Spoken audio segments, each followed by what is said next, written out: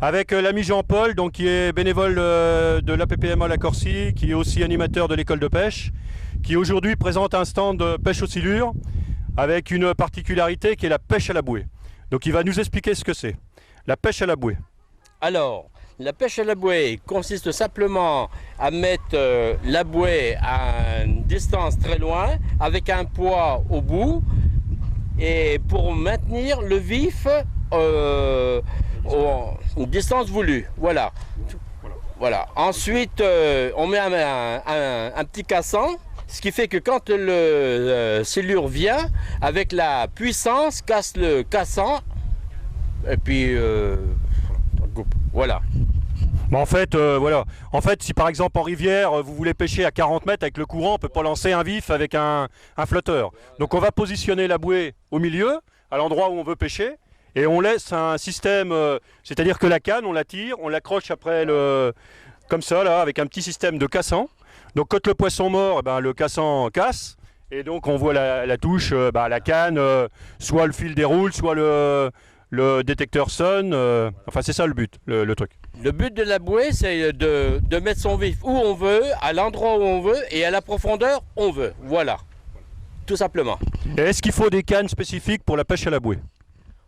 Oui, quand même, des gaules assez fortes, parce que le silure, c'est quand même un poisson assez costaud, donc il faut absolument avoir des gaules, moulinées, fils ou tresses, en conséquence du poisson, bien sûr. Et la taille des hameçons, est-ce que tu utilises quoi comme taille d'hameçon? Du triple, du simple? Alors pour moi, du simple, un simple. Moi le triple, je n'en mets pas. Gros simple, hein, du plus gros que vous avez. De toute façon, ce qu'il y a dans le commerce, n'hésitez pas à mettre du gros. De toute façon, un silure, voilà.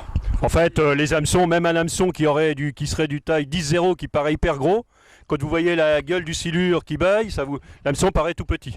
Et quels sont les genres de vifs que tu utilises et quelle taille de vif à peu près pour pêcher à la bouée? Alors en gros, moi, nous on met donc tanche, brème, tanche, brème, garbeau, chevenne, enfin voilà, gardon. Et avec l'hameçon simple, tu les prends uniquement par la gueule ou tu les fais des montages en filet? Pour moi, je les pêche qu'avec des hameçons simples pris par la gueule. D'accord.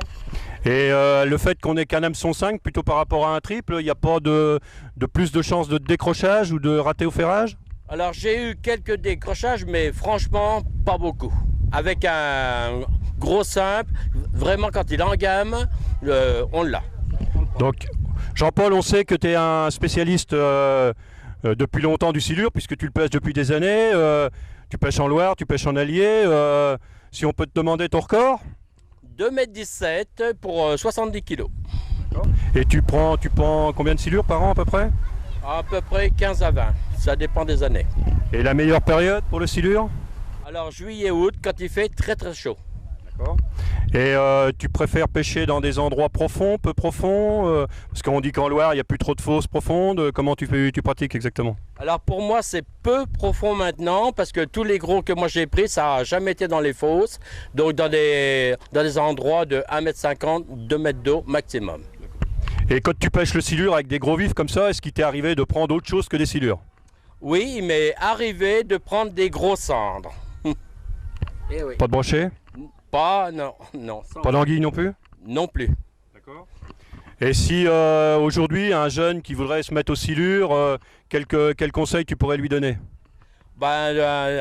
Déjà d'avoir du matériel adapté pour pour battre son record, pour prendre un beau poisson. Donc d'avoir du matériel adapté et puis de demander quelques conseils bien sûr. Voilà. Et est-ce qu'il est facile de trouver aux alentours de Nevers des postes intéressants pour pêcher?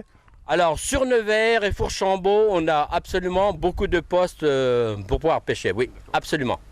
Et est-ce que la pêche au leurre du silure, qui est une pêche un peu à la mode, on va dire, est-ce que tu la pratiques? Est-ce que ça fait de meilleurs résultats que la pêche classique? Alors je la pratique de temps en temps, mais franchement pour moi le meilleur c'est le vif. D'accord.